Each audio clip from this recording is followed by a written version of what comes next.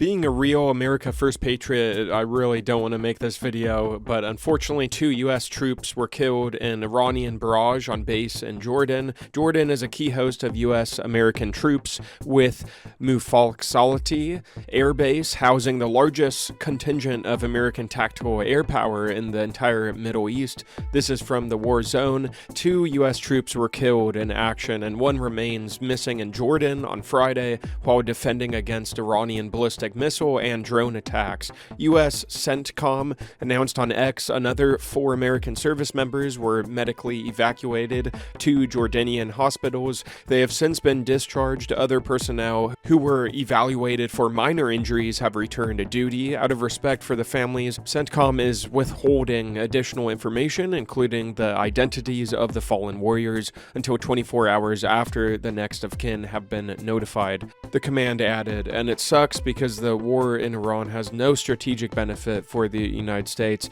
Before this recent war, the Strait of Hormuz was not closed. Now it is, and a ground invasion is just impossible. It sucks that probably thousands of Americans are about to die if President Trump decides to do a full ground invasion of Iran, which is impossible considering the size, its population, and the mountainous terrain. But anyways, CENTCOM did not say where in Jordan. However, yesterday, CBS News reported that Iran attacked at least 2 Jordanian bases this week, resulting in several American service members being injured in the attack after their facility was struck. And that data from NASA's Fire Information for Resource Management System at 10:59 p.m. indicated a fire adjacent to the runway near an area where aircraft are parked at Mufalsalati Air Base in Jordan. However, the war zone cannot independently verify what happened at the base and if any equipment was destroyed or damaged and how personnel there were affected. So the war zone is reaching out to CENTCOM for confirmation. A video emerged on social media showing how the attacks on the base went down, and you can see the missiles coming down.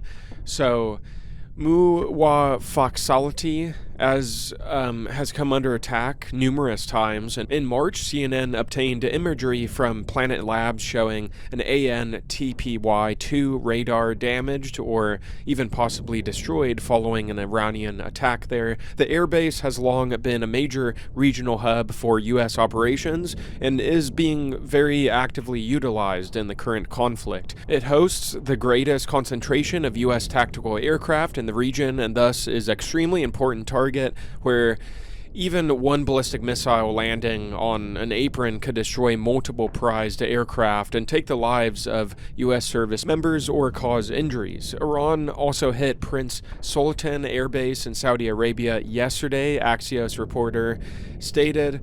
In addition, officials in Kuwait yesterday said one of the country's power and water desalinization plants was attacked as a result of Iranian aggression, leading to a fire and damage to the plant's facilities and several electricity generating units. The fire is now under control and repairs are ongoing, the Kuwait government added. The 2 deaths and the injuries of the Americans recently came as the conflict between the U.S. and Iran is escalating rapidly, with each side now attacking critical infrastructure and Iran intensifying strikes on U.S. bases across the region. The entire war here is a complete mess. Real American patriots obviously wouldn't be doing another war in the Middle East, and Iranians don't have much control of what another group has, right? But amid the fighting, Iranian Deputy Foreign Minister for Legal and International Affairs, Kari Babadi, stated that Tehran has suspended its commitments under the Islamabad Memorandum of Understanding, or MOU, signed with Washington as United States attacks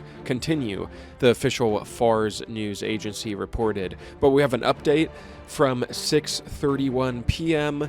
on July 18th. CENTCOM announced a new wave of attacks of Iranian targets. Today at 6 p.m. Eastern Time, U.S. forces began launching new airstrikes against Iran.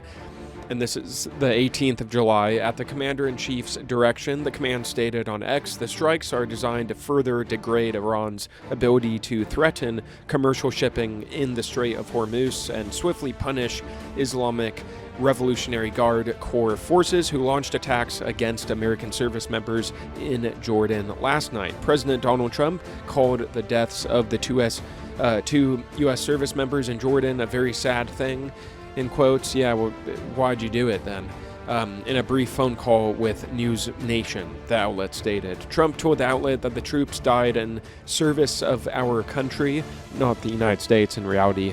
We all know what country, right? And reiterated that the war's central objective is never allowing Iran to have a nuclear weapon.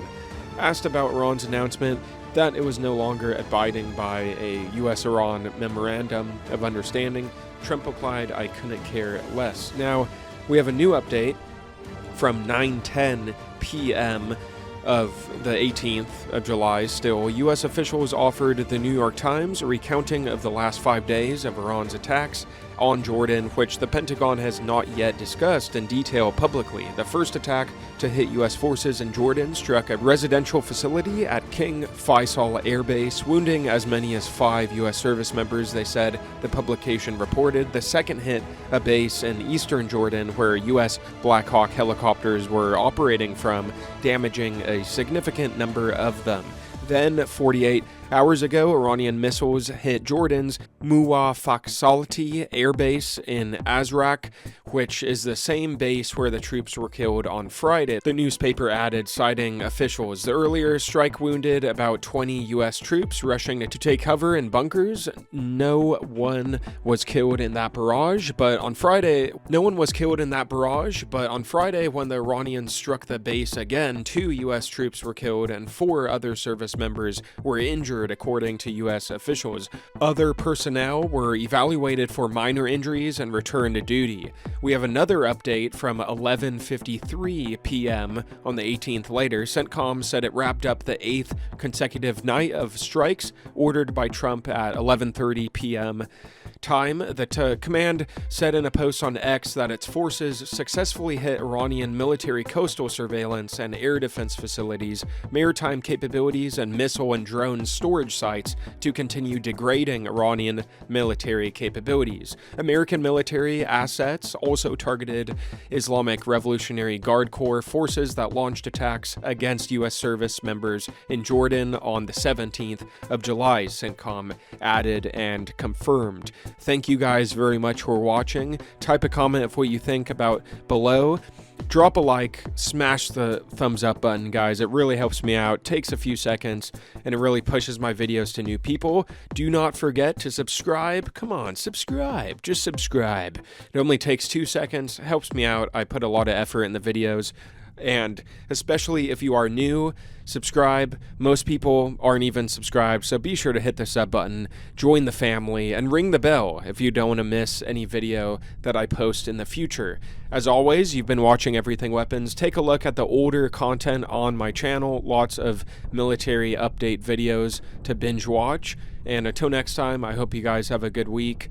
Let's just hope not more Americans die for this pointless war. See you guys next time. America first, America only.